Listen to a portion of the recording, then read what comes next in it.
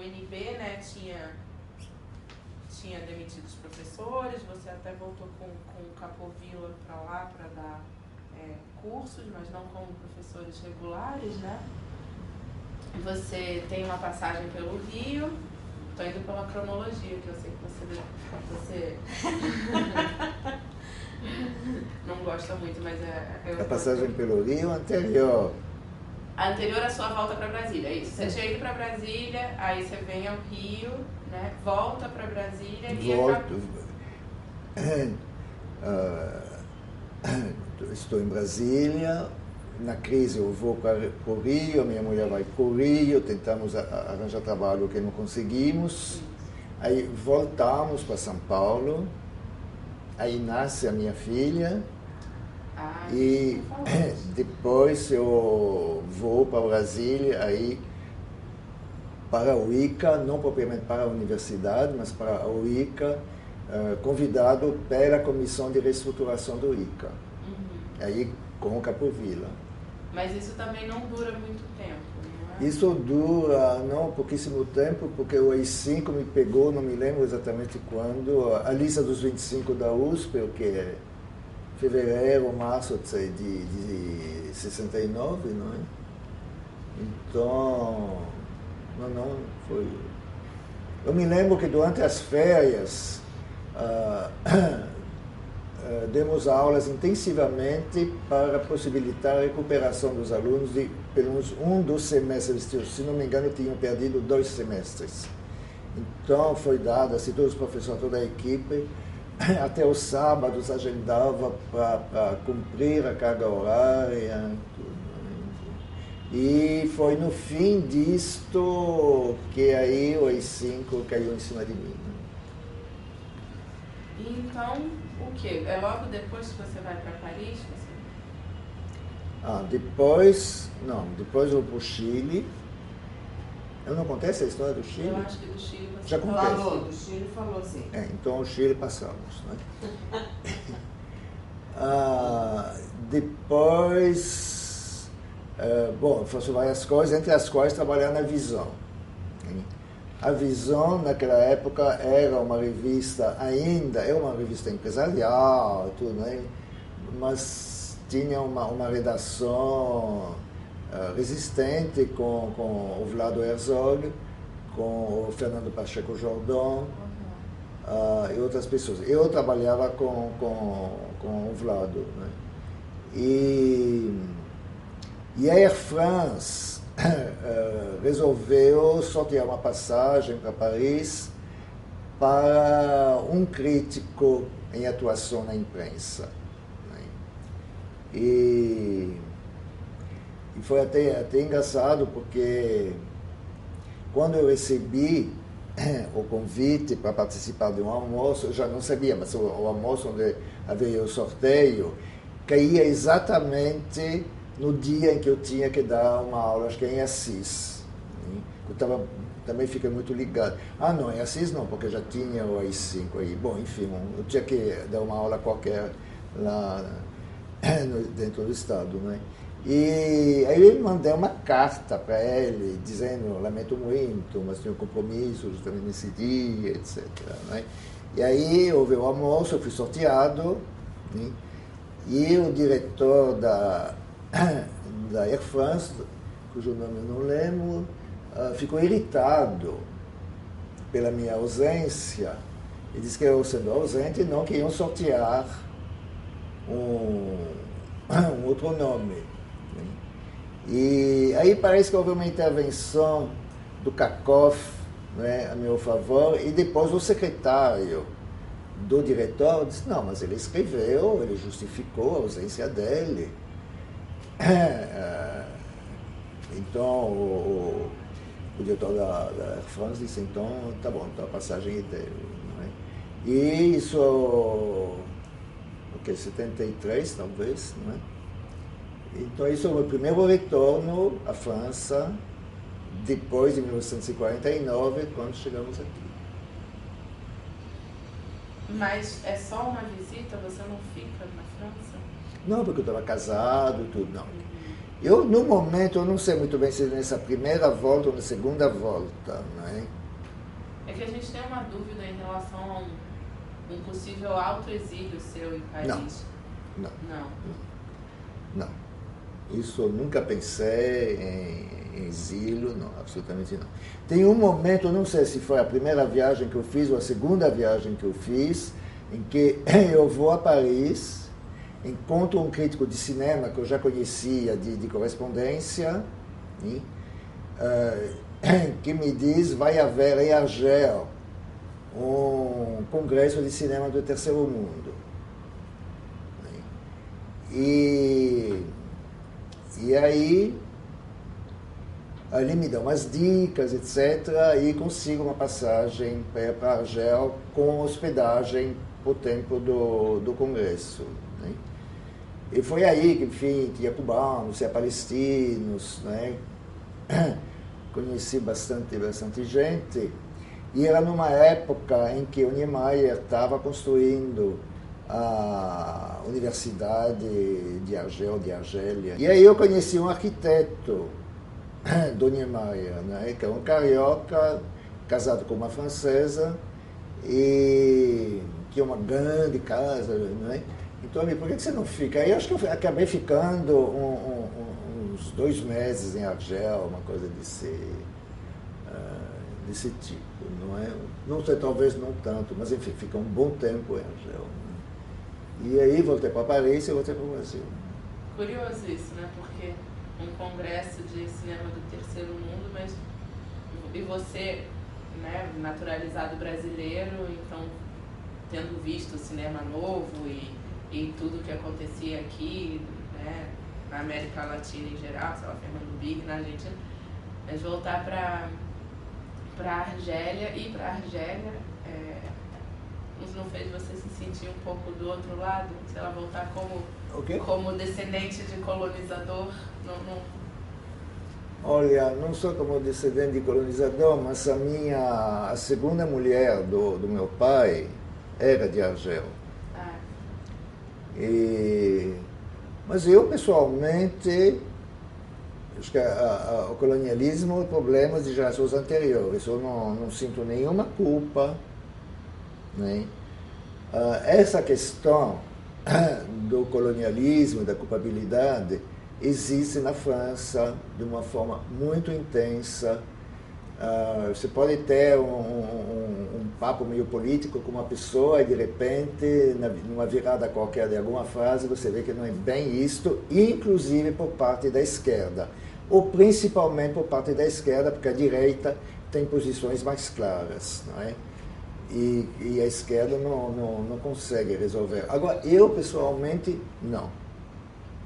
Não porque por um lado, eu sou bastante realista, a realidade presente é o que ela é, né? Então tem que lidar com isto. E, por outro lado, eu não sou totalmente francês. Não sou totalmente brasileiro, mas eu não sou totalmente francês, não é?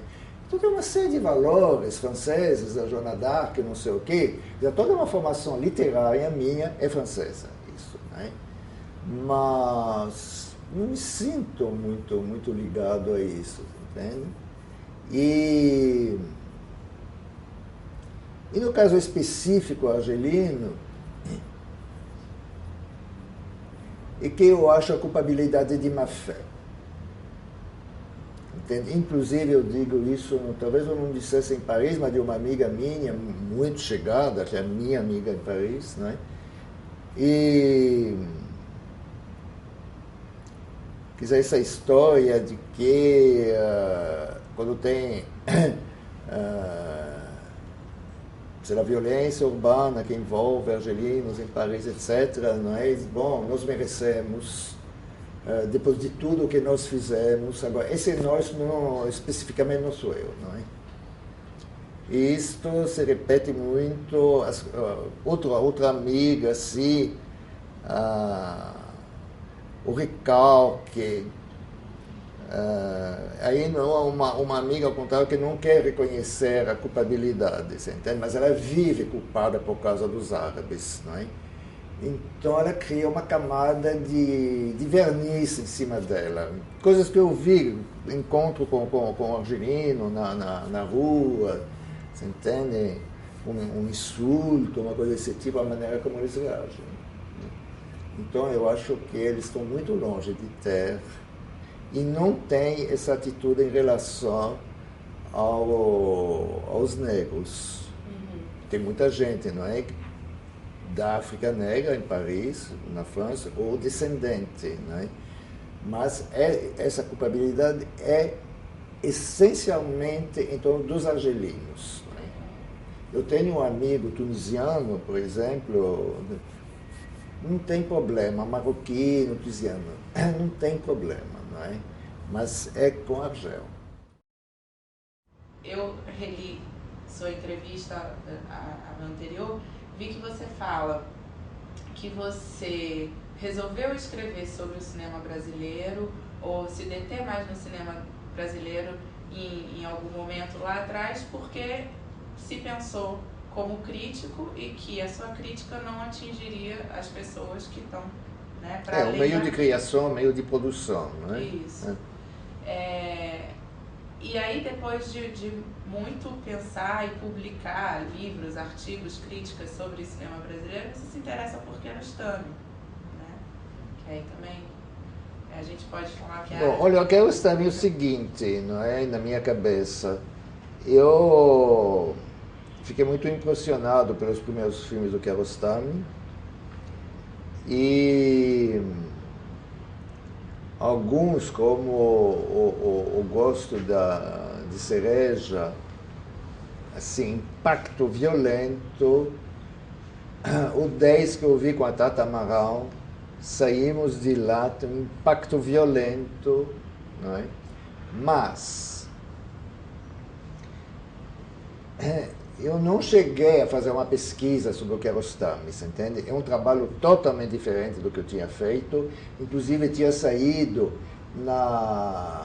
acho que em Madrid, né? Numa coleção de bolso, um tijolo assim, com toda a filmografia, toda a formação dele, tudo, toda a documentação, tudo. Eu li umas páginas disso, achei muito chato, eu não li. Quer dizer, não é um livro de pesquisa, é um trabalho literário. Entende? E eu acho que a pessoa que entendeu, enfim, a melhor crítica, o melhor comentário que eu tive foi a Flora Sussequei de Rocha. E eu perdi o meu público. O Estado de São Paulo, que sempre, quando lança um livro, abre páginas, ou entrevista, etc., nem noticiou isto. Do ponto de vista da pesquisa cinematográfica, o livro é quase nulo, entende? E a Flora diz o seguinte: na primeira página, ele faz uma pergunta, que ele vai responder na página 104. Entende? Então, eu acho que nesse comentário que ela fez, acho que na revista Argumento, se não me engano, nem sei se ela cita Kiarostami. Quer dizer, é realmente um trabalho. O Mário Chamy me disse desse livro, nunca soube se era realmente uma crítica ou elogio, mas eu acho que por parte dele era uma crítica, que eu tinha inventado, hein, o ensaio Bate-Papo. Portanto, Bate-Papo é bastante superficial, você entende? Mas isso fez com que eu conquistasse outro público, você entende? Um público principalmente jovem. Inclusive tem filmes inspirados nesse livro que não tem nada a ver com Kiarostami. O que inspira são os meandros, o fato de mudar de assunto, de inserir alguma coisa que corta o assunto que vai se desenvolvendo. Entende? Quer dizer, é isso que eu quis fazer e acho, bom, de certa forma eu fiz. Não é? Mas para mim, o Kiarostami não, é um trabalho literário, isso não tinha dúvida. Eu quase te diria um trabalho de ficção, não é? O que eu lamento é que eu não incluí filmes como Five, que eu não incluí filmes como Cópia Fiel ou Like Someone in Love, né? Que eu acho que são obras-primas, né? Eu vejo isso, você entende, não como um desinteresse pela produção e os cineastas brasileiros, que eu continuo hiperligado, não é? Mas... 2004. É? 2004? 2004, não é? Que eu já estava aposentado, acho que quando eu faço isso. A aposentadoria me levou a uma coisa que eu não tinha mais a necessidade, o que eu fazia antes, não é? Quando eu dava aula, ou quando tinha uma coluna, não é? De ver sistematicamente todos os filmes que saíssem, você entende? Inclusive aqueles que eu achava muito ruins e tudo. Mas como professor eu achava que eu tinha que fazer isso, mesmo de ver filmes que eu nunca comentaria em aula, ou filmes que os alunos não iam ver, mas enfim, você tinha que ter uma compreensão geral, não é? Depois eu deixei de fazer isso, não é? E não estou acompanhando, por exemplo, tem umas coisas, às vezes eu quero ir, do tipo, e aí, comeu, não vi, colegas, eu não vi, mas tem que ver. Essa aposentadoria é por conta daquela coisa formal de atingir os 70 anos, é aposentado? Não, ou foi uma opção não tinha sua? 70 anos, não. Não, é por causa de uma carta circular enviado pelo Bresser Pereira, que na época era ministro do Fernando Henrique, para dizer que a aposentadoria seria mudada para melhor, né? Isso provocou, imagino que em várias universidades, mas em todo caso, provocou na USP uma onda de aposentadoria. Porque a gente não tem que se aposentar com as condições bastante favoráveis, socialmente injustas, porque somos aposentados com salário pleno, não é? E 13º, enfim, o que é amplamente discutível, porém, já que era assim, entende? E como eu tinha os anos de casa, os 30 anos mínimos, não é? Eu já tinha isto. Em realidade, o que aconteceu, porque o processo é isto, você pede a não sei que órgão da USP uma contagem de tempo para fins de aposentadoria, né? Então, isso não é ainda o pedido da aposentadoria, é só recebendo essa informação, que a partir dessa informação... Bom, e eles me receberam que de jeito nenhum, não tem tempo. O senhor tem, não sei, alguma coisa com 19 anos, não é? E aí eu respondi para eles que se a 19 se acrescentasse 11, né, dava 30. Né? E o que acontecia na USP é o seguinte, é que eles só passaram para o computador depois da lei da anistia. E a mim me consideravam como um professor que teria iniciado a sua carreira na USP nesse momento. Né? Aí eu pedi para reverem as coisas, não é? E nada, eles chegavam a 19, não é? Não tinha nada. Aí eu fui falar com o advogado me disse que eu podia ganhar muito dinheiro, mas que levaria muito tempo, então o melhor era entrar em acordo. Aí eu fiz um bruto escândalo, né? Em que realmente pessoas vieram dos escritórios, escrevi um monólogo, não é? O monólogo dizia a coisa seguinte, não é? Que eu tinha sido aposentado pelo AI-5, quer dizer, eu estou resumindo, né? Que eu tinha sido aposentado pelo AI-5, que era dever do departamento de pessoal conhecer a lei da anistia, já que a lei da anistia regia o caso de diversos professores da USP e no meu, na ECA. E que eu tinha todos os direitos que tinham esses 25 professores da lista, né? E que eu sabia de um professor que se tinha aposentado, que estava na lista, se tinha aposentado, né? E que esse professor se chamava Fernando Henrique Cardoso. Aí eu disse, todos os direitos do Fernando Henrique Cardoso em relação à USP, eu tenho. O processo de 67, que ninguém achava, apareceu em 3 dias. Aí injetaram isso no computador, tiveram que reformular todo o meu salário, todo esse tempo, etc. Caiu uma nota brutal e comprei esse apartamento. Porque eu só tinha uma geladeira, uma máquina de escrever. Não... E a gente estava falando agora desses filmes que você agora se permite não ver, apesar de achar que é importante. E a gente disse... Não, mas você sabe, eu me permito não ver, porque eu vi o De Panas pro Ar 2. Né? Sem ter visto um? Eu já tinha visto um. Ah, tá. E eu escrevi, fiz uma nota, você entende? Eu não sou contra esses filmes, eu acho interessante, eu acho que eles são filmes atuais, são filmes que tratam de assuntos atuais, e que se não tratassem de assuntos atuais, eles não teriam esse sucesso, você entende? É inadequado pensar que ele só tem sucesso porque é da Globo, etc. Não é? Quer dizer, isso facilita, evidentemente, a entrada no mercado, não vamos negar isto. Mas não é só isso. Então, eu publiquei, por exemplo, no blog, recentemente, isso de evitar que os intelectuais, os artistas, os autores, os cineastas, etc., repitam o erro dos anos 50, que foi ter desprezado a chanchada. Só quando a chanchada acaba, finzinho dos anos 50,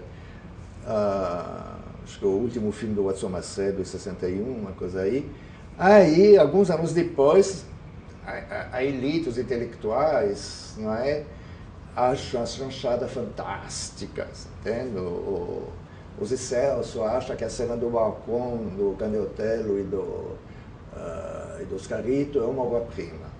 Né? O Carlos Diegues faz Quando o Carnaval Chegar, né? Que ele faz lá no Cassino de Petrópolis, uma coisa assim. Então, ser mais atentos, entende?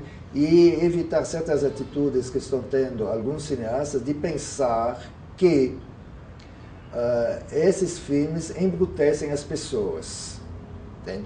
Porque é uma concepção muito mecânica que se estabelece entre a mensagem e o receptor. Né? Isso é uma coisa que eu discutia muito com Leon Hirschman, Essa relação mecânica, ela não existe. Né? O receptor interpreta sempre. Né? E as pessoas que viram e gostaram de Panas pro Ar em São Paulo são as mesmas que elegeram o Haddad. Então, não existe esse embrutecimento. Né? Só que para os intelectuais é muito simples fazer essa relação mecânica. Né? E se você pegar de Panas pro Ar, é uma chanchada, chula e tudo isso que faz parte do gênero. Né? A comédia, sim, tem que ter umas piadas chulas. Né? Então, quando eu digo que eu não me interesso, não é bem que eu não me interesso, você entende? Quer dizer, às vezes eu vejo um outro filme e me entedio, não é? Então, por isso, não. Por outro lado, eu vou muito ao cinema com amigos, eu encontro amigos para ver esses filmes. O que o Leon dizia? O Leon, o Leon passou uns tempos em São Paulo na época do Black Tie, não é? E ele chegou aqui, eu não me lembro exatamente, 78, uma coisa assim, né? E aí, ele me contou o seguinte, que uma professora, uma pesquisadora da USP, né, que tinha feito um mestrado, que tinha feito um doutorado, né, lhe tinha dado uma tese para ler sobre as revistas da Abril destinadas a mulheres, que já tinha fotonovela Contigo, enfim, esse tipo de revista. Não é? E a conclusão, entende, era que essas publicações embruteciam as pessoas, né, que eram conservadoras, que eram machistas. Né? E o Leon me disse, mas essas pessoas que leem a Abril, as revistas da Abril, são as mesmas que votavam, na época, no MDB. Porque em 78 o MDB ganha. Não são as pessoas, entende? Então é uma visão essencialmente mecânica dos processos culturais, inclusive das pessoas. Uma pessoa pode gostar de uma fotonovela e votar no MDB, que é o que aconteceu. Entendendo? Então, a questão não é de que os filmes são mais ou menos interessantes. Quer dizer, eu acho que tem um problema cultural, social, que existe lá e que deve ser levado em consideração, não é? No início dos anos 70, com essa história do AI-5, de ter uma família, etc., quer dizer, eu tinha muitos problemas de dinheiro, não é? Então eu inventava o que eu podia inventar, não é? Uma das coisas é que, porque eu achei o Brasil em tempo de cinema, sobre muitos aspectos, insatisfatório, eu quis fazer uma pesquisa em semiologia. Evidentemente eu não tinha condições concretas de fazer isso numa universidade, porque eu não podia nem entrar na universidade. Né? Então eu propus para a editora Perspectiva, para o Jacob Ginsburg, né, a publicação de um livro do Christian Metz, né, que era naquela época o papa da semiologia do cinema, etc. Né? Então o Jacob aceitou, e acabei traduzindo o livro, mantendo uma intensa correspondência com Christian Metz, né, sobre questões de conceitos, de vocabulário, enfim, né, coisas desse tipo. E essa correspondência com Christian Metz foi sempre muito agradável. Né? Eu tinha uma imagem física dele, eu não conhecia a cara dele, totalmente diferente. Bom, depois disso eu fui convidado com o Otávio Ianni e o Fernando Henrique Cardoso assim, para um congresso de sociologia na Inglaterra, não é?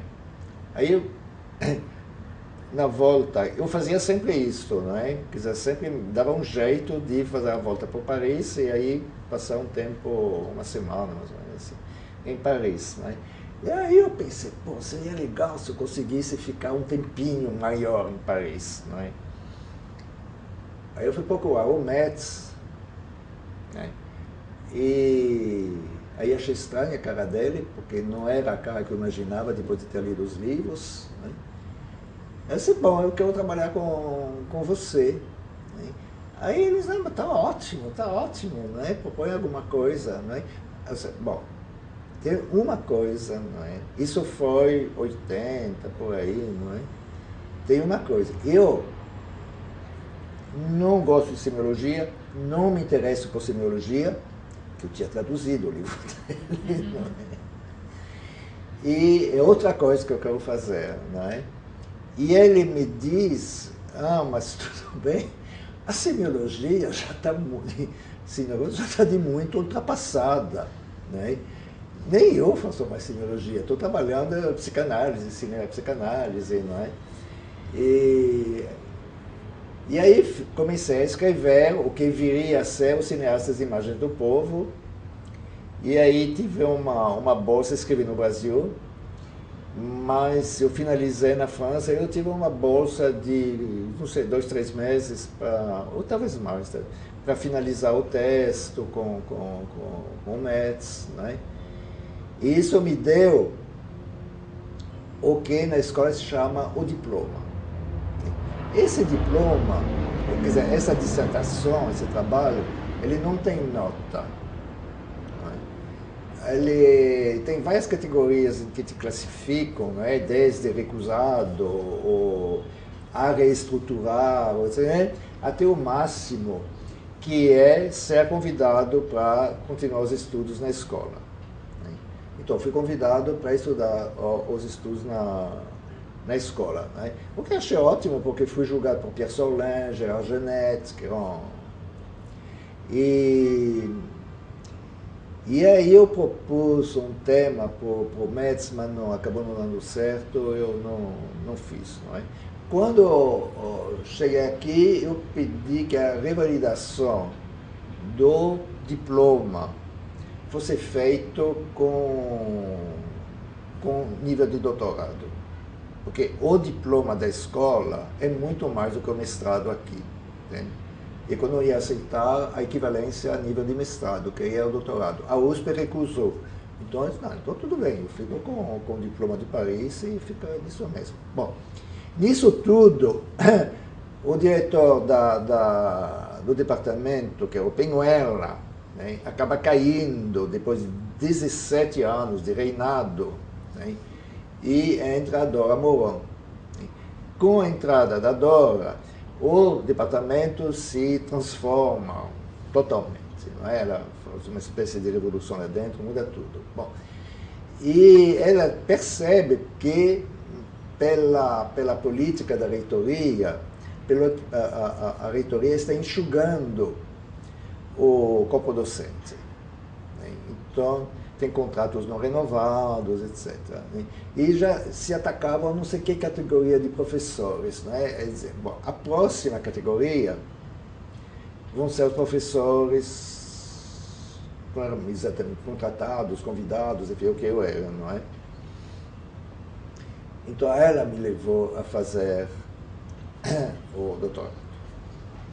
Esse doutorado eu fiz em aproximadamente 3 meses.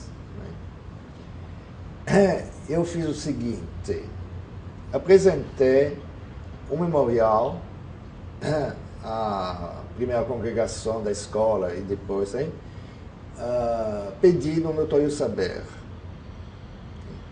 E eles me concederam o Notório Saber. O Notório Saber, ele possibilita você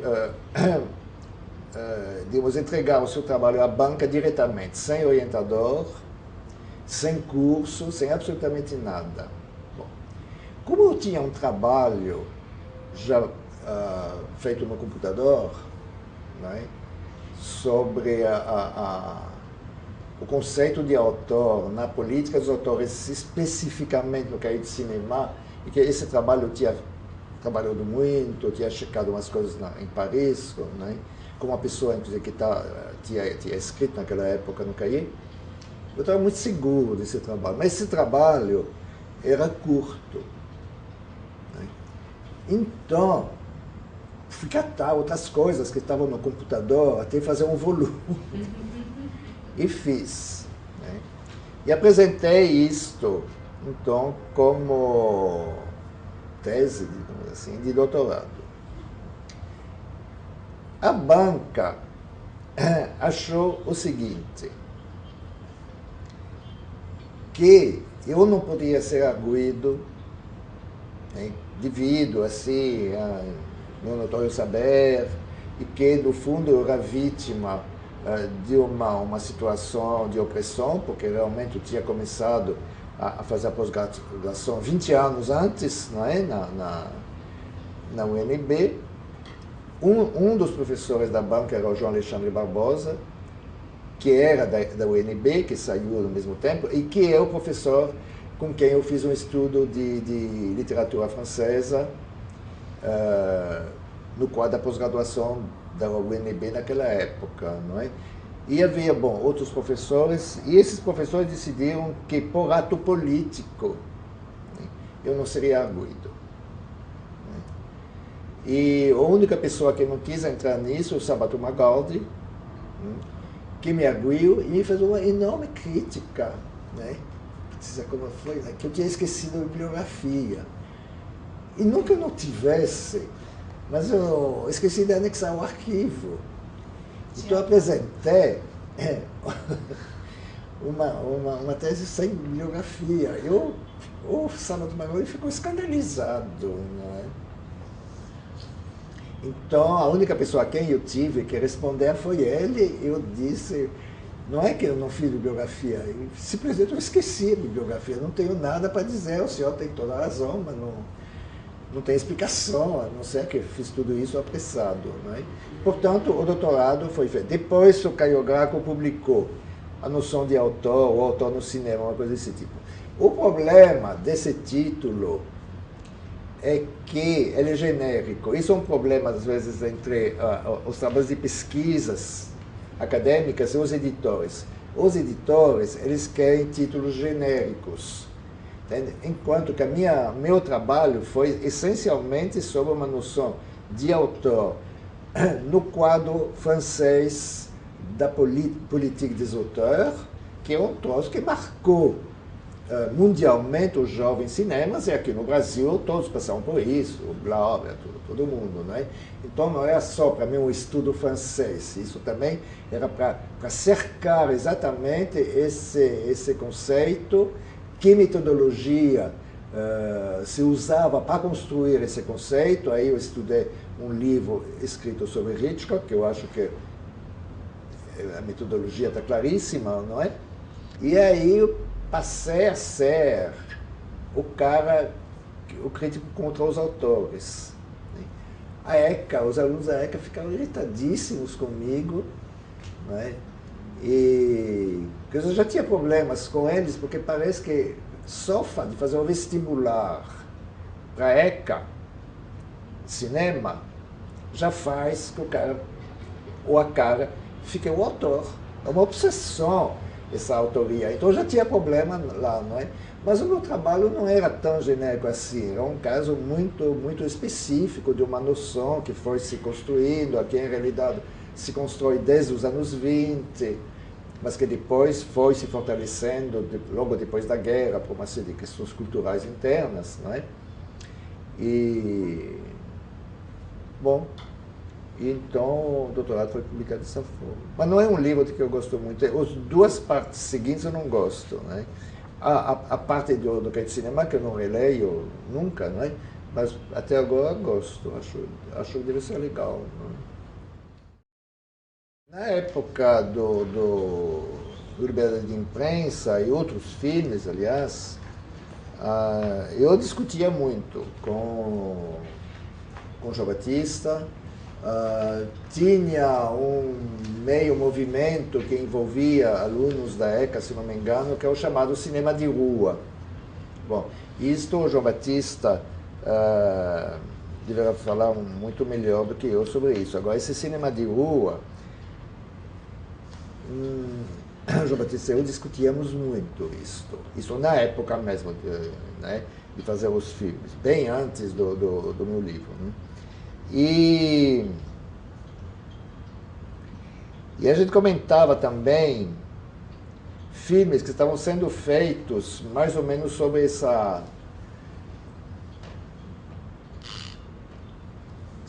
rótulo de cinema de rua. Por exemplo, acho que é Pau para Toda Obra, que não é um filme dele, mas é um filme que estava desse grupo. Esse filme tinha sido feito por alunos, não é? E a gente percebeu que eles não tinham entendido o que a nós mais nos interessava, que era justamente a intervenção. Ou seja, não filmar a realidade como ela é, mas filmar uma realidade provocada, né?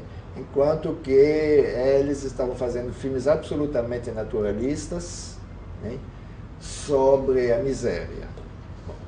Fazer um filme absolutamente naturalista sobre a miséria, hoje, é um prato feito, não é? Na época, não. Entende? Porque mostrava uma imagem, né, que desagradava profundamente a censura, os militares, etc. Não é? Porém, do ponto de vista, digamos, de uma contribuição metodológica, ou uma contribuição ao processo de filme documentário, eu acho que não houve nenhuma contribuição. O que houve é a contribuição do João Batista, né? E aí, então, a gente estava muito próximo, ele vinha muito em casa, muito em casa, e ele fez o Gamal. Aí eu montei o Gamal. Que eu não... Isso... Como eu faço isso? Como eu monto o Gamal? Eu sou absolutamente convencido naquela época que o crítico de cinema deve passar por todos os estágios das equipes e tudo isso, não é?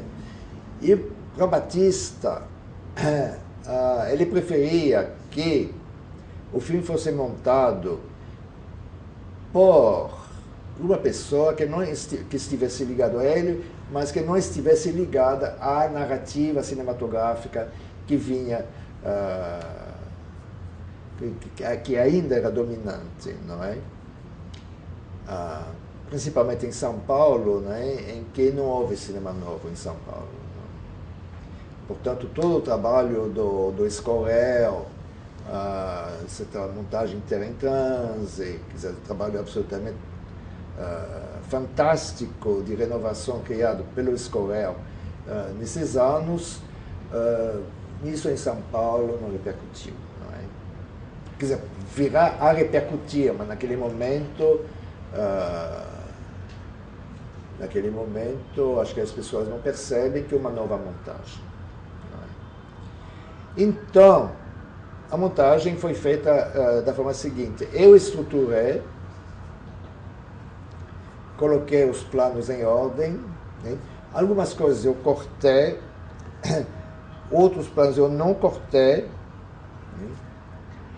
E a montagem, quer dizer, o corte final foi feito pelo Glauco, Mirko Laurelli, não é? Aí eu acompanhei o Glauco para ele, digamos, ser a pessoa que ia ritmar o filme, mas que não ia alterar a estrutura. Né?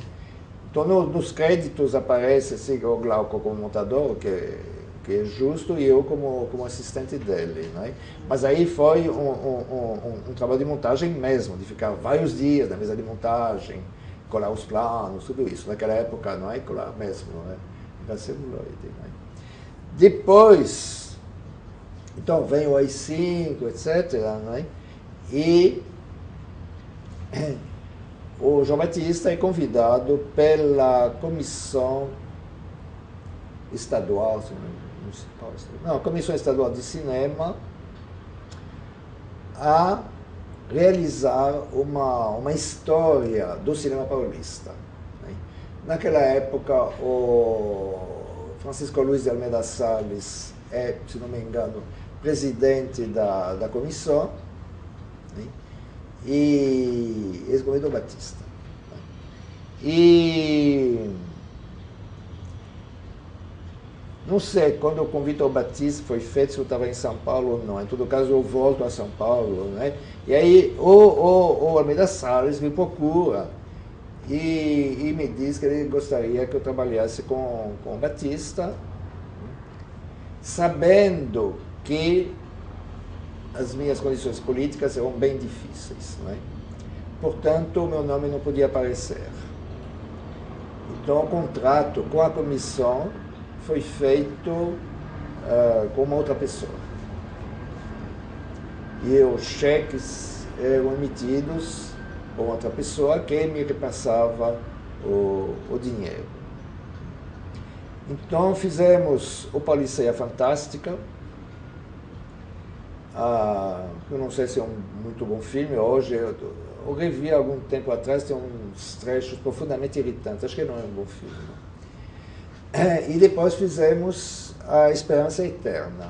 Esse filme que eu revi também eu gosto, estou gostando desse filme. Batista e eu, e a mulher dele, a minha mulher também, ficamos bastante satisfeitos com esse filme, que é meio experimental, de ritmos inusuais, não é? Hoje ainda digo que a primeira pessoa que escreveu diálogos para o Antônio Fagundes no cinema sou eu, né? Que ele nunca tinha aparecido. E que esse documentário era inusual na sua cara e tudo isso. Bom, aí continuamos e a terceira parte seria a Veracruz. E o Batista e eu começamos a trabalhar sobre a Veracruz e temos algumas ideias de montagem que eu acho interessantes, que ele acha interessante, umas experiências para fazer de montagem, etc. Não é? Porque sempre a nossa história, ela não é uma história descritiva, ela não é uma história narrativa, é um pouco assim, retrabalhar as imagens. É um pouco isso na questão da Veracruz. Bom, então começamos a trabalhar lá na Líder, não, onde que trabalhamos? Lá bom, era um centro de moviolas, etc. E depois de algumas semanas de trabalho, a partir de anotações, etc., a partir de filmes que víamos, como, não sei, 16, uma coisa assim. Bom. Aí houve a questão de começar propriamente a fazer o filme, o que envolvia os negativos, né? E fazer, como se chama, contra, enfim, um master a partir dos negativos, né? Os quais, negativos, pertenciam ao Walter Urquhart, que ficou como herdeiro, né, de uma grande parte da Veracruz, o que comprou mesmo, enfim, todos esses direitos foi lá. Então, um dia, o João Batista foi tratar com o Cury, né? Eu fiquei trabalhando lá, né? E ele sozinho foi tratar com o Cury dos direitos para obter, já tínhamos selecionado o que era, né? Para obter os direitos e ter o material, não é? Como se chama? Contranegativo? Contrativo? É? Contrativo, não? Não é o contrativo. Né? Mas enfim, para poder. Aí estava o Biafra. E outras pessoas, talvez. Mas principalmente o Cury e o Biafra. Né? Aí o Biafra diz o seguinte, o João Batista. Nós sabemos que você trabalha com Jean-Claude. E isso pode ser denunciado na Lei de Segurança Nacional. Então, a partir de agora, você que sabe. E o Cury não reagiu. Né? O Batista voltou rapidamente lá para onde estamos montando e me disse: não tem mais condição de ficar aqui. Você tem que se mandar porque não sei o que vai acontecer. Né? E aí abandonei o filme, o Veracruz. O Batista me disse, depois que ele tocou o filme para fechar, já tinha contrato assinado, tinha que entregar alguma coisa, mas que não tem nada a ver com o que nós pensávamos fazer, não é? Que era misturar os vários filmes da Veracruz, fazer como depois eu passei a fazer isto, não é? Trabalhar outras montagens a partir desse material. As primeiras ideias vieram nesse trabalho da Veracruz, feito com Batista. Mas isso não existiu. Mas a gente pensou, já havia muito claro, do tipo, um personagem caminha em direção a uma porta, ele abre a porta. Né? Quem fecha a porta é outro personagem de outro filme. Né? Depois você fez muito, não? O tal Matias, o alemão, que fez aquelas mulheres histéricas, com um filme extraordinário. Não é? Então já tínhamos várias ideias para fazer isso, não é? Só que não foi possível, não é? Então me mandei. Numa tarde, eu me dirijo para a sala de aula,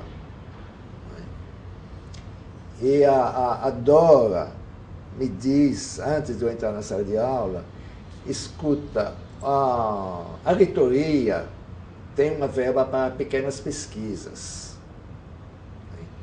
E eu esqueci de te avisar. Fecha amanhã, ou fecha depois de amanhã, uma coisa desse tipo. Né? Não, Dora, agora não, estou indo para a aula, não é possível, em um dia eu não bolo nada, não é? E fui dar aula, não é?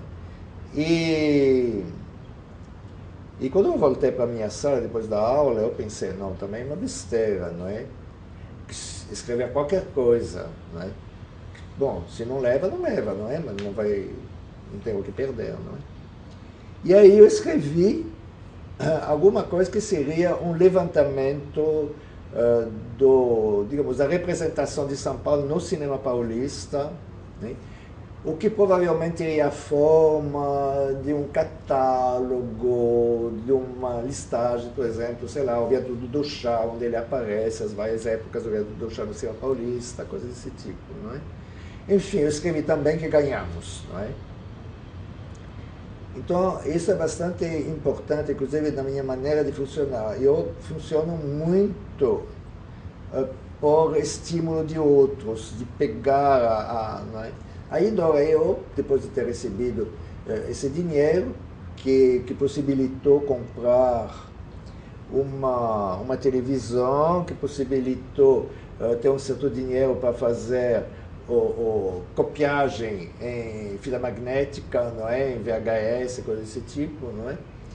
E aí formamos um grupo que tinha, não sei, umas 12 pessoas ou mais, que eram assim, professores da ECA, no caso ela e eu, né? Professores da FAO, e estudantes de graduação, estudantes de pós-graduação e um arquiteto da prefeitura, que era funcionário da prefeitura, não é? Não estava na USP, não é? E aí começamos a pesquisa e tudo isso. Esse grupo foi muito bem. Uma vez por semana nos reuníamos, víamos um filme, a gente discutia do que havia de interessante nesse filme e também discutíamos, sim, como classificar as coisas, como ordenar o que é uma palavra-chave, como que a gente pode tratar São Paulo, e de qualquer forma a gente não trata São Paulo, porque isso são filmes, porque isso são representações. Então, havia toda uma discussão, até que Dora, de novo, né, nos avise que a FAPESP abriu uma nova carteira de projetos, acho que ela chama de projetos temáticos, e que seriam dados esses projetos exclusivamente a pesquisadores ou a grupos de pesquisas, né, que reunissem professores de várias universidades, várias unidades. Né. Aí eu disse para a Dora, olha, o primeiro requisito a gente preenche, não é? Porque tem a FAO e tem a ECA, não é? E aí eu disse, então, essa vamos topar. E aí, sei lá, leio um pouco, etc., e me dou conta que é um gigantesco projeto que eles estão pedindo. Aí eu digo para a Dora, se a gente quiser dinheiro para publicar um livro, não vamos conseguir. Temos que pedir muito dinheiro. Eu não sei quanto pedimos 250 mil dólares, né? Uma coisa enorme. E assim, vamos aproveitar para reequipar o departamento. Então trouxemos da Itália, importada pela FAPESP, não é? Uma novíssima moviola perfeita, não é? Extraordinária, não é? Às vésperas de instalação do digital, quem quiser, né? Porém, em matéria de som, introduzimos o primeiro equipamento digital na ECA. Né? Então tivemos dinheiro para equipar o departamento, que era material necessário para fazer os 2 filmes, um do Luiz Raulino e um meu, não é? Que é o projeto que comportava 2 filmes. Não é? E além disso, um curso de pós-graduação e um livro. O livro nunca foi feito. E isto, lamento muito, não é? Mas a gente dava aula e tem um momento para escrever, que é ótimo, não é? E que é justamente logo depois da aula. Não é? Porque você está ainda no debate, você está ainda na exposição oral, quer dizer, tudo está muito quente. Então talvez esse não seja um texto definitivo, com certeza não será, mas já é um texto muito vivo, não é? Eu tinha pedido, como eu era coordenador do grupo, né, que as professoras, porque tinha a Dora, a Regina Meyer e uma prima da Regina, que é uma pessoa maravilhosa, que trabalhava no departamento de projetos da... Bom, esqueci essa... Enfim. Que elas fizessem esse trabalho de redigir as aulas delas, né, logo depois. Né? Isso nunca funcionou porque todas essas senhoras tinham filhos. Então, chegando em casa, elas não tinham como redigir essa aula, mas tinham que cuidar da casa. Né? Então, esses textos das outras professoras, não chegou sempre. Porque eu queria fazer um livro que não fosse uma coisa chata, você entende? E eu acho que o texto que está ligado à aula, que está ligado à discussão com estudantes, não é? E que não está sentado, não é? Que você assim, já fez o balanço geral e tem uma ideia interessante e você descreve essa ideia, não é? Mas tem uma vivência da busca, uma vivência da discussão, é um excelente motivo, não é? Mas não saiu isso. É só para constar, né? Quer dizer, o filme que você cita do Raulino, da Luísio Raulino, é o Cinema Cidade, que são produzidos paralelamente. São os dois. Eu sou produtor E eles dialogam de alguma maneira, no seu entender? Olha, eles dialogam. O trabalho foi feito dessa forma, não é? No momento foi necessário considerar a pesquisa encerrada. Porque já tínhamos, sei lá, trabalhávamos, não sei exatamente, uns 2 anos, uma coisa desse tipo, não é? E eu sabia que havia filmes que existiam, etc., que nós não tínhamos visto, mas não tinha cópia. Não, bom, aí, se a gente ficar, esperar, assim, ver tudo, você entende? Aquilo não tem fim, não é? Por exemplo, não tinha cópia do Compasso de Espera, do Antunes, que eu já tinha visto, que eu sabia que era um filme importante para nós, né? Mas não tinha cópia. Bom, aí, de certa forma, interrompemos a pesquisa, né? Sempre com o espírito de que, se algo novo nos chegar, tudo bem, incorporamos, né? Mas que a partir de um certo momento nos concentramos na produção dos 2 filmes. Esses 2 filmes, eles nasciam da mesma pesquisa, o mesmo material. Então, se quiser, eles têm a mesma raiz. Mas eu achei o seguinte, que deveria cindir o grupo em 2 grupos, relativamente autônomos, para que cada um dos filmes tivesse a sua personalidade. Não é? E que se todo mundo fizesse os 2 filmes, que não ia funcionar. Não é? Então, eu fiz com a Dora, não é? De um lado, Cacofonia, e do outro lado, a Luísio com a Regina Meyer, e essa prima da Regina, que esqueci o nome dela, uma pessoa fantástica. E depois isso não funcionou muito bem, não é? Porque a Regina considerou que eu tinha abandonado o grupo. Eu, pessoalmente, eu nunca achei, mas ela sempre achou isso. Eu disse, pô, que você abandonou. O grupo, ela está como documentarista que renovou o documentário brasileiro nos anos 70, quer dizer, ela está como puta documentarista. Eu estava praticamente no meu primeiro filme como realizador, sozinho, não é? Primeiro filme, não é? E então ele foi um pouco desleixado, esse filme.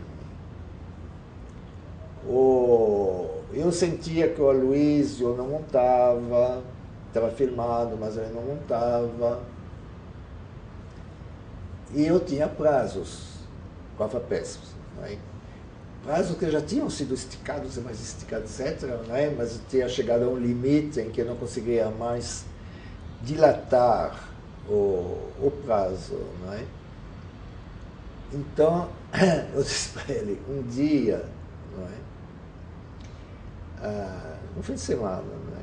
Enfim, últimos dias da semana, Aloysio, você tem que começar a montagem, porque senão não vai dar, entende? E tem que começar segunda-feira. Enquanto eu falava com ele, eu escrevia alguma coisa assim. E aí eu levantei o que eu tinha escrito, e o que estava escrito, eu disse, isto é um ultimato.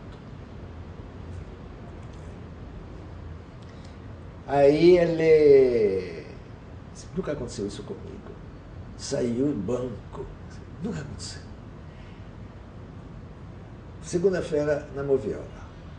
Se você não tiver na Moviola, eu pego o filme e monto. Aí ele apareceu, assim.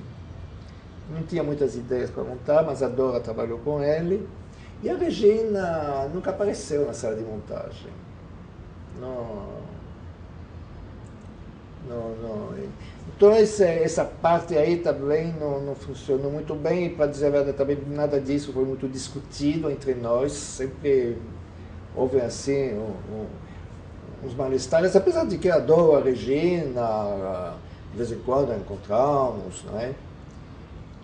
E aí aconteceu o seguinte, não é? Quando os filmes foram apresentados, não é? Aí na data, não é? Para satisfazer a FAPESP, também tinha dinheiro da Secretaria da Cultura, Secretaria Estadual da Cultura, então tudo foi apresentado no NIS. E um dos filmes, obviamente, teve uma maior aceitação do público. A partir disso, eu peguei esses dois filmes e mandei para a TV Cultura.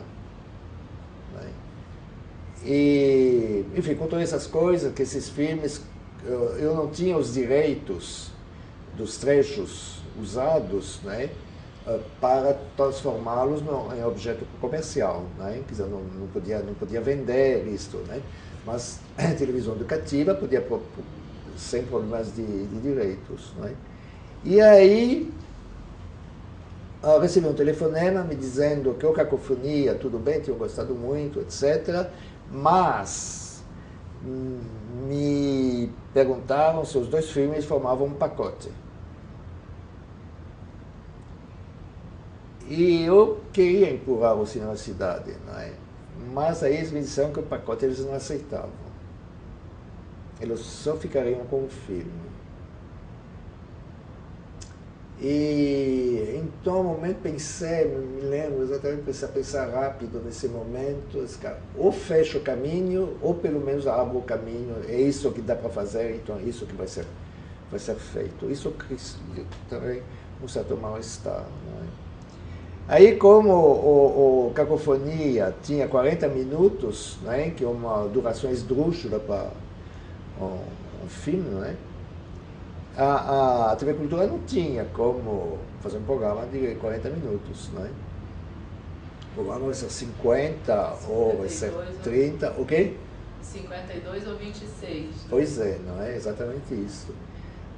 E aí eles fizeram o programa comigo, uma entrevista que eu dei sobre trabalho na universidade, sobre o projeto, sobre o método de trabalho, tudo isso, completando 52 minutos. E a partir daí, aí mandei o filme para Cannes. A Zita me incentivou muito a fazer isso, porque ela disse, pô, você está com um filme internacional, não é? E não sei para que setor de Cannes foi, mas em todo caso, o filme foi muito bem recebido pela comissão que avaliava os filmes que estavam chegando, não é? Um dia eu recebo um telefonema do Festival de Toronto, e um cara que me pergunta, o senhor é o diretor de tal filme? Eu digo, eu sou. Estamos muito interessados nesse filme e tudo isso. Mas como que o senhor sabe que eu fiz esse filme? Então, Cannes já avisou que é para ficar de olho nesse filme. Não é? Aí fica todo animado, não é? E eles faziam reuniões em Cannes, e nunca saía uma decisão final, não é? E finalmente saiu a decisão final sem o filme, por causa dos 40 minutos. Aí eu pensei, bom, eu tenho que fazer alguma coisa com esse filme. E com o Avelar, e aí o filme, ele conseguiu fazer uma cópia, tudo isso, e mandamos para o Festival de Péssaro. Aí o APRA me escreve, depois de ter recebido o filme, etc., e diz, olha, o problema é o seguinte, não é? É que as inscrições para o festival já fecharam, não tem como, etc. Só que nós adoramos o filme e vamos apresentá-lo. Então houve uma sessão tipo extra, assim, uma questão, foi muito bem, Péssaro, e aí foi pego para vários festivais na França. Mas aconselho as pessoas nunca façam 40 minutos. Lá em Péssaro tinha o programador do festival de Nova York, me disse, se você tirar 10 minutos eu pego o filme. Como eu vou tirar 10 minutos? Eu tiraria 10 minutos se eu tivesse dinheiro para fazer, porque não, isso não é uma coisa de que a obra é intocável, sabe? Mas como que eu ia... Porque 10 minutos significa que você refaz a montagem, significa que você refaz a trilha sonora, não é? Todo um trabalho de produção que custa, não é? Não tinha como fazer isso. Então ele não foi para Nova York, não é? E é bom pensar nos formatos, nas durações, não é? Quando depois eu fiz sobre anos 60, para o Itaú, o formato era 30 minutos. Né? Mas é 30 minutos, não é 31 e nem 29. Se você chega a 29, não, tem que inventar alguma coisa para chegar a 30. Né? Mas quando a Dora e eu fizemos isso, a gente fez isso como um trabalho universitário, um trabalho de pesquisa, um grande exercício de montagem, etc. E nunca pensamos que ele continua circulando. Não é? A Europália, lá quando a Dilma foi para a Bélgica, foi em 2011, que ela foi para a Europália, eu estava no grupo eu estava fazendo alguma coisa, eu não fiz parte da comitiva, não é? Mas o filme estava lá. Não é? Ele não para de circular. E ele teve também alguma coisa que lhe facilitou muito a carreira. Isso o Ademar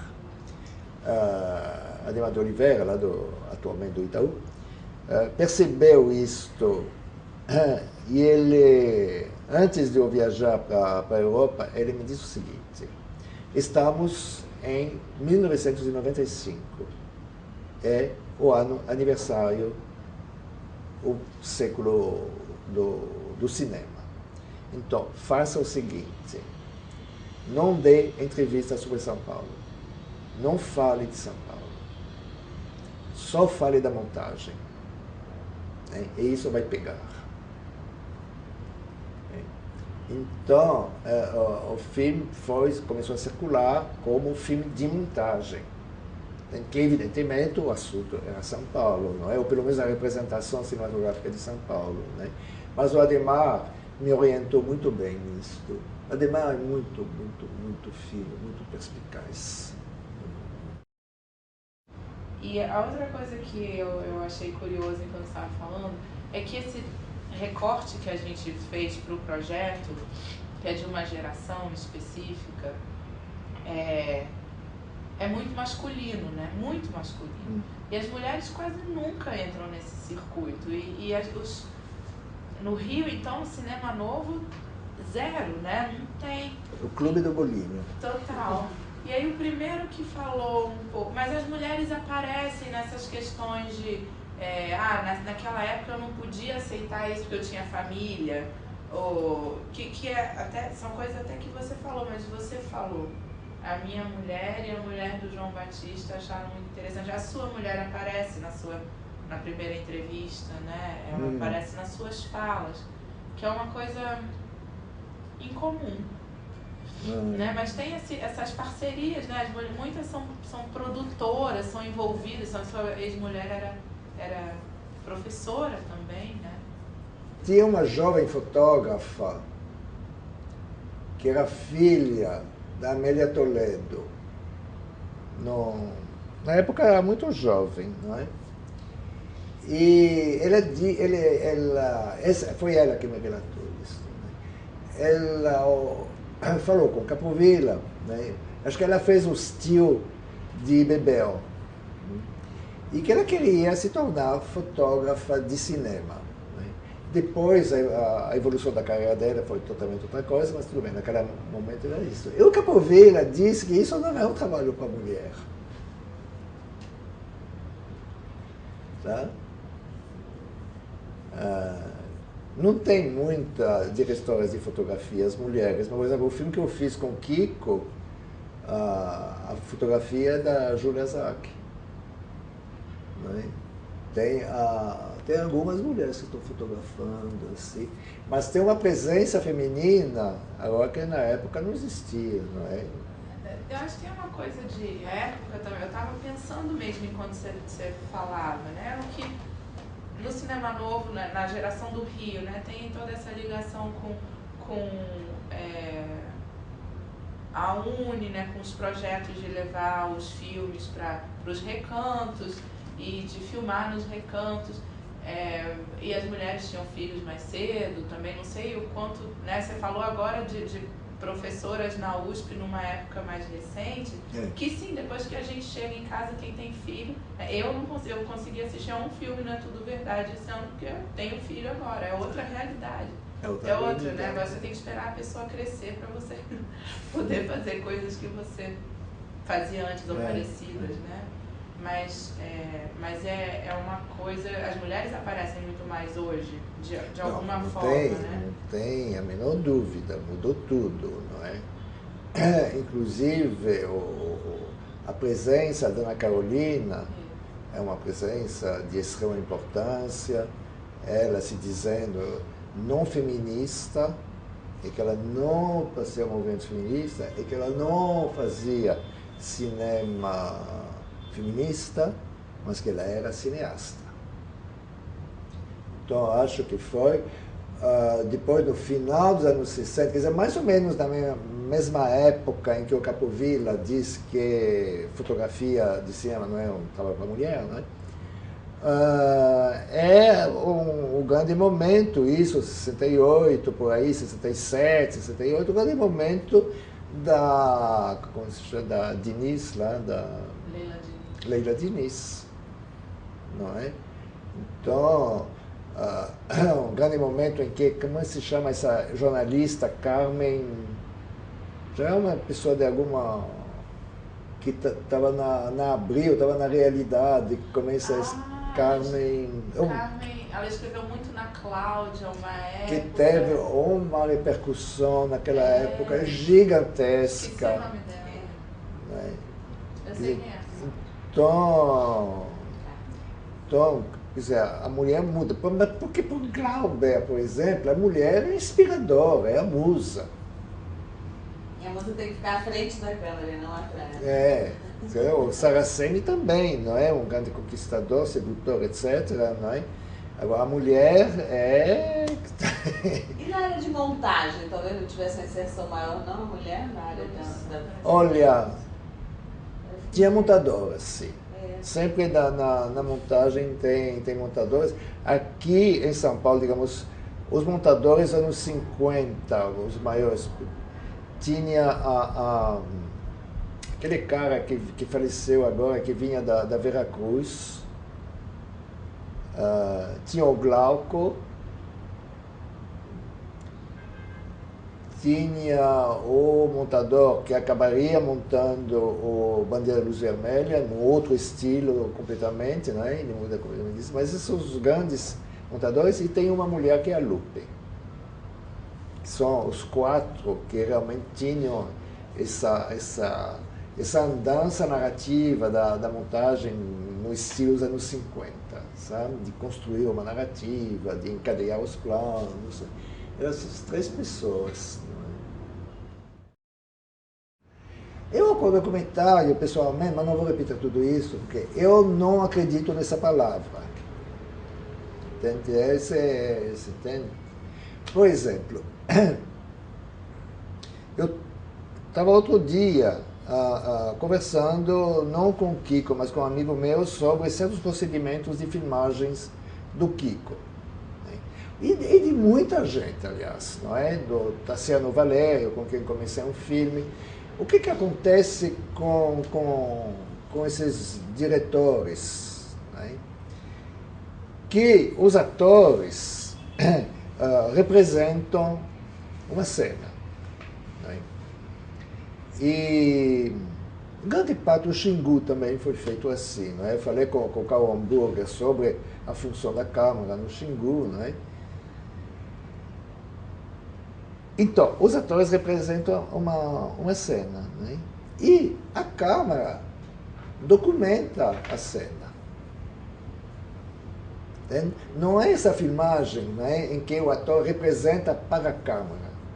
Né? É uma representação, né?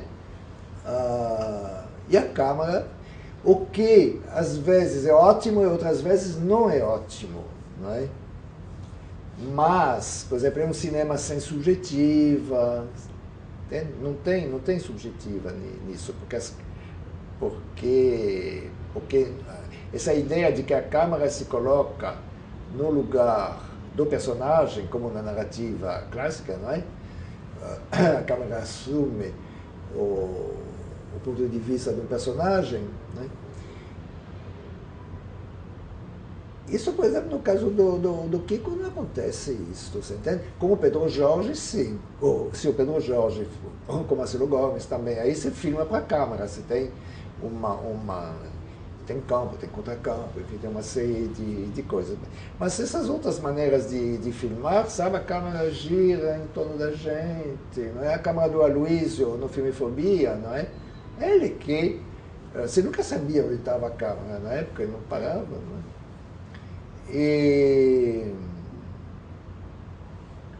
Então isso já é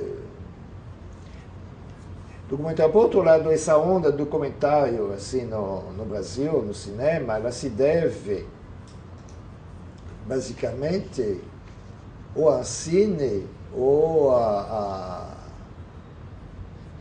não sei, a secretaria, porque o edital de documentário ele prevê lançamento no cinema, não é? Para conseguir a verba. Não é? Pode ser um dia, talvez, mas tem que ir para o cinema. Não é? É a razão pelas quais chegam tantos documentários que não são propriamente documentários cinematográficos. Não é?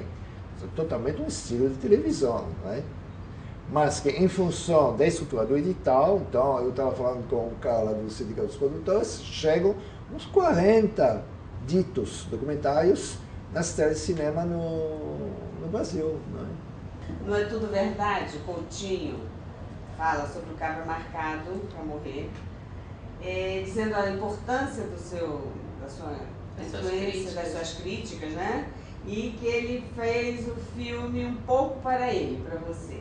Ele não disse um pouco. Ele disse muito? Não, eu fiz o filme para ele. Para ele.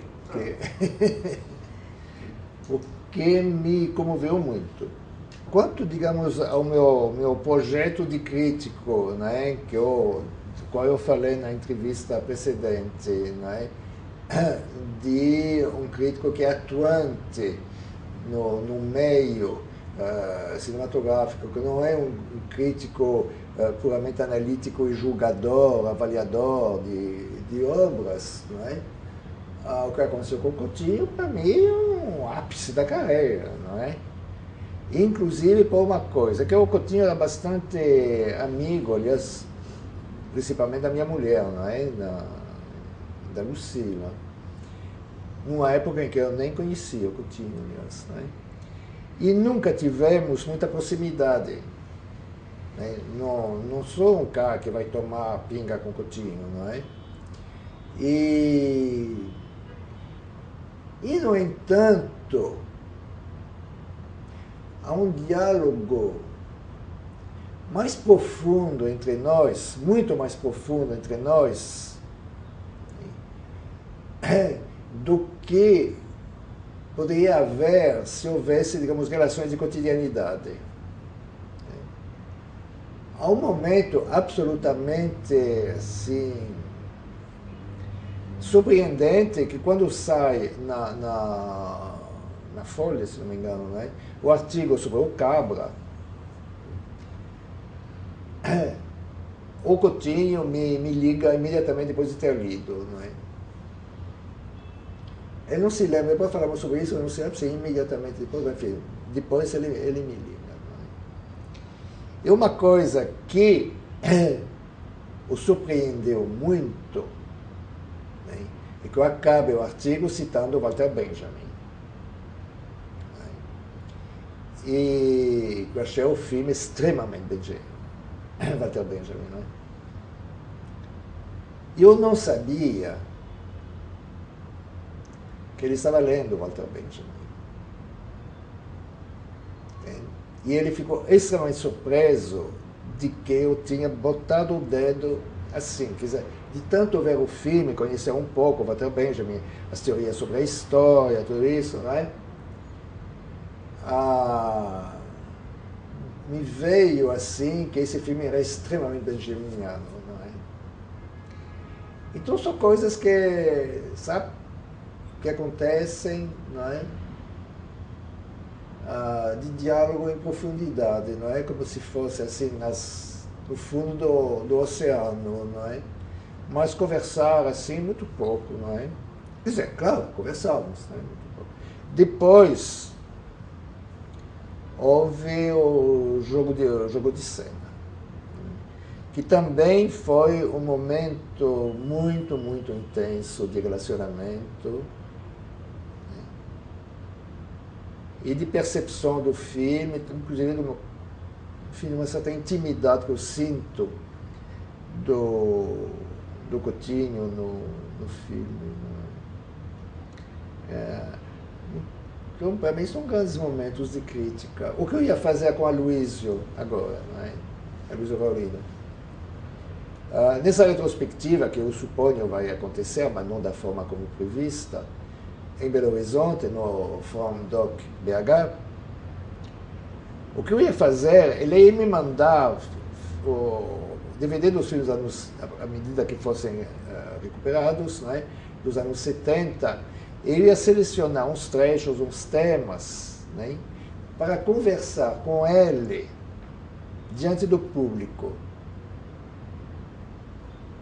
Entende?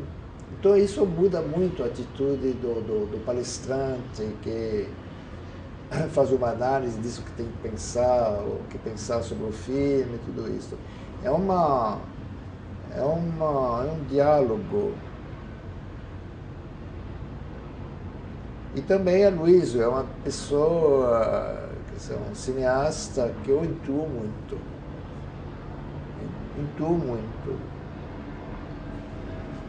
Aliás, o Cacofonia acaba com ele. Os últimos planos são da Aloysio.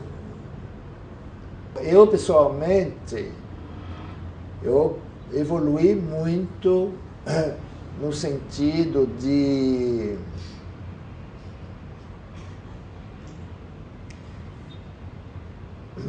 um crítico que intervém, né?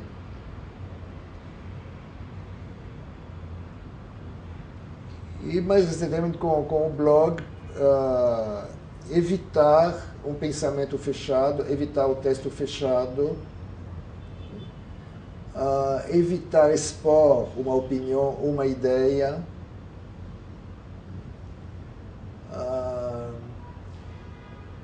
pegar detalhes do filme.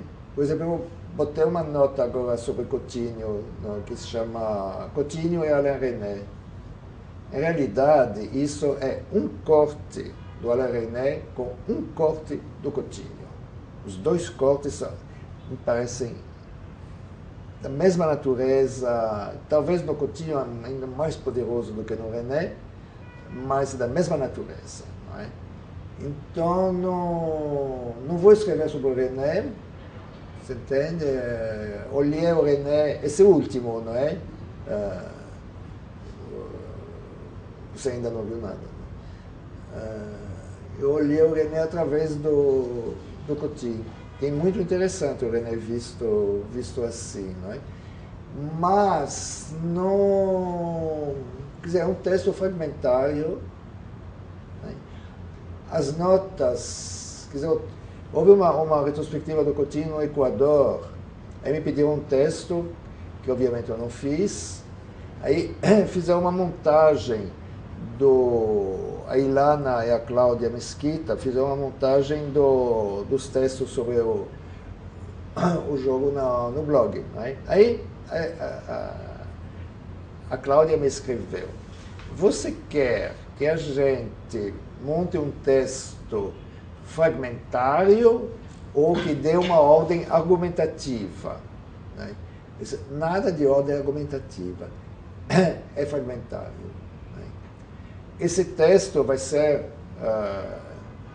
publicado agora pela COSAC, a COSAC está preparando um livro sobre o Coutinho, e me pediu estender um pouco o texto, não é? Mas vai ser também, aí eu prometi 2 parágrafos a mais, mas sem ligação muito clara com o que já foi escrito. Você entende? Preservar a ideia de fragmentação. Houve uma coisa interessante, né? Eu fui um dia muito criticado por não me lembro o quê. O troço que eu tinha escrito no blog, né? E o Carlos Alberto de Matos respondeu, acho que foi a Cinética que tinha escrito não sei o quê. O Carlos Alberto respondeu o seguinte, né? Que não dá, a partir de uma postagem, de um texto, ter a ideia do que eu penso. Você entende? Porque o blog é realmente um pensamento em movimento e uma outra postagem pode dar uma ideia completamente diferente sobre o mesmo assunto. Né? E é mais isso que eu estou querendo fazer. Quer dizer, eu escrevo pouco, porque estou produzindo, estou trabalhando como ator, estou realizando um filme agora, não é? Então, escrito muito, muito pouco, não é? Mas, realmente a ideia do texto quebrado, acho os textos agora acadêmicos, argumentativos, insuportáveis, não é? Acho que os meus textos anteriores devem ser insuportáveis.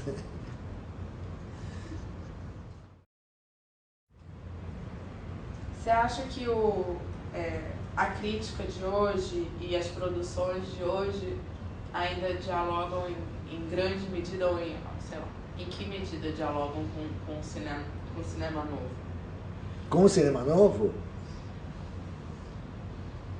A crítica de hoje ou os filmes de hoje? Tudo, o meio do cinema, né? Mas a gente está falando mais de documentário mesmo, porque é difícil a gente ficar nisso, até porque você não acredita nisso. Mas quando se... aquele livro da Consuelo Lins e da Cláudia Mesquita, por exemplo, sobre documentário, né? Vai dizer que muitos aspectos do cinema contemporâneo são reflexos de uma coisa que começa, que germina ali no cinema novo. Tá. Você acha que como foi escrito no artigo da Folha recente sobre um artigo da Luciana Gibe sobre o som ao redor, que também é pós-Glauber, etc. Não é? Como são instâncias de legitimação, não é? A referência é feita, não é? Porque faz parte, aliás, de um aspecto da história do cinema no Brasil, que é criar a tradição. Né? Hoje se não vai mais dizer Humberto Mauro, não é? Então se diz o cinema novo. Né? Na época do cinema novo dizia Humberto Mauro, né? Então são procedimentos, né? O som ao redor, que eu saiba, e outras pessoas a quem eu perguntei por que a Lúcia Nagy fez essa referência, nós achamos que é exclusivamente uma instância de legitimação e que as referências, no caso da crítica, da analista, é o cinema novo. Mas que isto não ajuda em nada a entender o trabalho do Clemente Mendonça.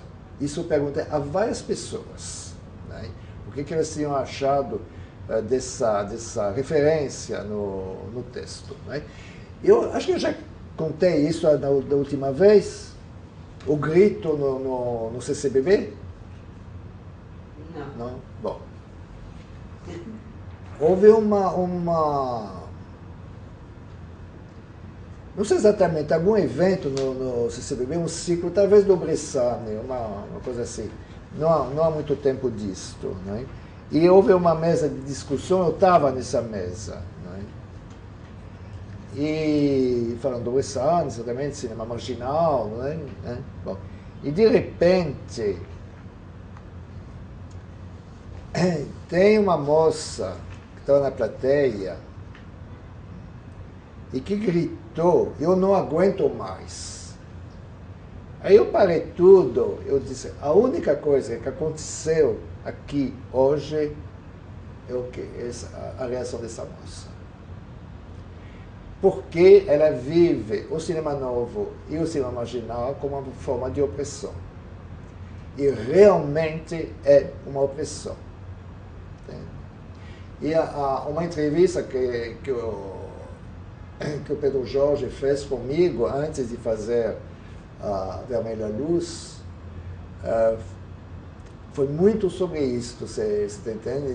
De tirar os Ganzella da posição de opressor. Porque os jovens não têm como aguentar isso, você entende? E tudo mudou. As coisas são completamente diferentes. Né? Agora, fica sempre essa única referência, quer dizer, eles têm que ser demolidos. Os jovens têm que demoli-los. Isso não significa dizer que eles não sejam importantes ou que os filhos não sejam extraordinários. Eles são extraordinários, né? Mas como, digamos, um processo cultural, eles viraram. Mas na época é óbvio isso. Quer dizer, eles ficam, assim, os Ganzella, eles jubilam, acham maravilhoso, acham extraordinário. Mas é um processo de opressão isto. Entende? Quer dizer, não conseguem fazer alguma coisa que não seja pífias reproduções dos Ganzella, não é?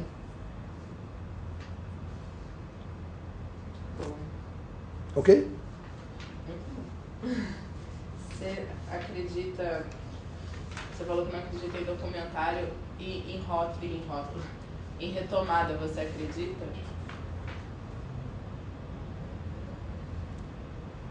Bom, a palavra podia ser outra, quer dizer, indiscutivelmente houve uma interrupção da produção, que depois voltou a existir essa produção, então pode ser dito uma retomada, não é?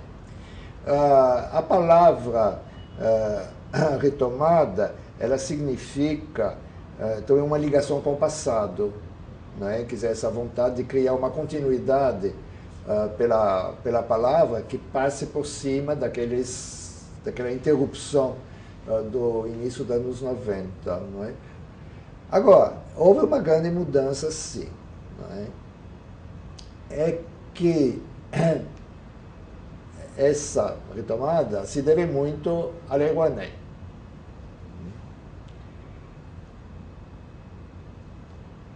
E que, dessa forma, se eliminaram as produções populares.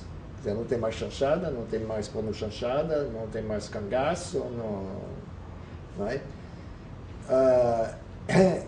Vai ser criado, então, para o cinema brasileiro, um público de classe média.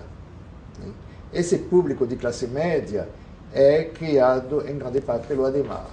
O Ademar tem um papel fundamental nessa virada, nessa transformação do cinema brasileiro, porque ele é o único que dá uma certa visibilidade, né? Já que os filmes não passam em grande circuito. Né? A começar com a Carlota Joaquina. E, de certa forma, esse público e a produção vai se harmonizar, quer dizer, passa a ser uma produção de classe média para classe média, não é? Inclusive os filmes de favela. Não é? Mesmo o Cidade de Deus, de certa forma, é o temor da classe média. O Cidade de Deus, E por isso que é interessante, por exemplo, você vê o Cidade de Deus, né? E você vê Matar o Meu Irmão, que é o filme que ganhou agora, né?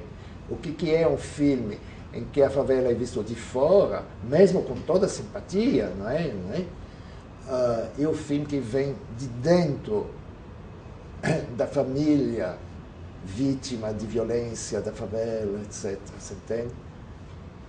Coisa absolutamente extraordinária, em que não precisa falar nem nada. Às vezes um abraço, você entende? Um cara menino que abraça o tio, não fala nada o menino.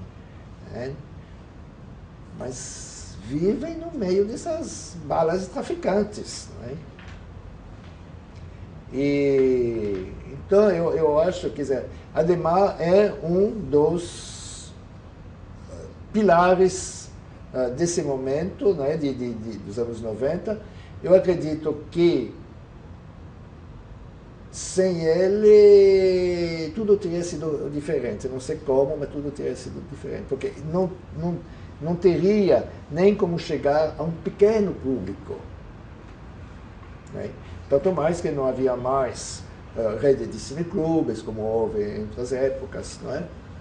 Então, eu considero que esse espaço Banco Nacional, esse espaço depois Unibanco, né, foi absolutamente fundamental. Essa questão é muito diferente o trabalho de ator que eu estou fazendo agora e do que eu já fiz. Né?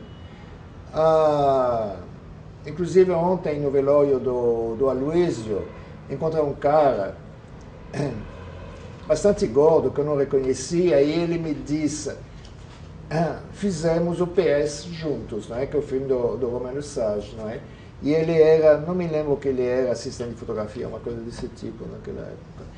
Naquela época, eu, digamos, me comportava como um professor, um crítico, etc., que fazia experiências. Né?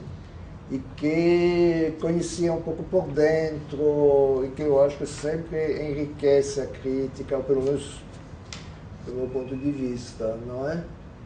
Atualmente é muito diferente. A partir do Filmefobia, Filmefobia é realmente uma virada e não estou mais fazendo experiências. Quer dizer, é uma transformação vital.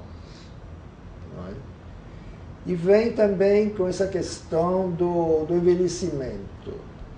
Né? Quer dizer, a longevidade, né, cria problemas, não é? Porque nós não estamos previstos, quer dizer, nos anos 50, 60, para viver tanto assim. Não é? Depois de uma fase de depressão, de que eu consegui sair, aliás, bem, e sair em grande parte graças ao Kiko e ao Filmefobia, eu acho que o idoso tem que se reinventar. Quer dizer, isso eu disse na USP também, quando eu recebi lá o diploma de professor emérito, né, nem quis comentar isso. Né, o diploma de professor emérito é um ponto final, e realmente é um ponto final. Não é? E que não viveu o envelhecimento como um simples prolongamento do que se viveu antes. Então, por exemplo, sou evidentemente muito solicitado para escrever textos críticos e tudo isso, mas para mim eu acho nocivo. Entende? Meu irmão também faleceu, mas ele foi aposentado jovem porque ele estava numa multinacional, diretor de uma multinacional, há 60 anos eles são degolados, não é? E ele também. Ele passou a fazer curso de desenho, montou um seminário de política internacional na USP, fez artesanato, mudou completamente a vida dele. Não é? E eu admirava muito nesse momento, porque foi um momento em que eu estava bastante em depressão. Não é? E acho fundamental a ideia de se reinventar dentro das limitações que são óbvias. Não é? Não é se reinventar como se você tivesse 25 anos. Só posso me reinventar meio cego, não é? Mas, então, por isso que, se por um lado é uma prorrogação do que eu fiz, sei lá, com o Sage, com falando com o Unicampus, né? Mas a mentalidade é completamente outra. O investimento emocional é completamente outro.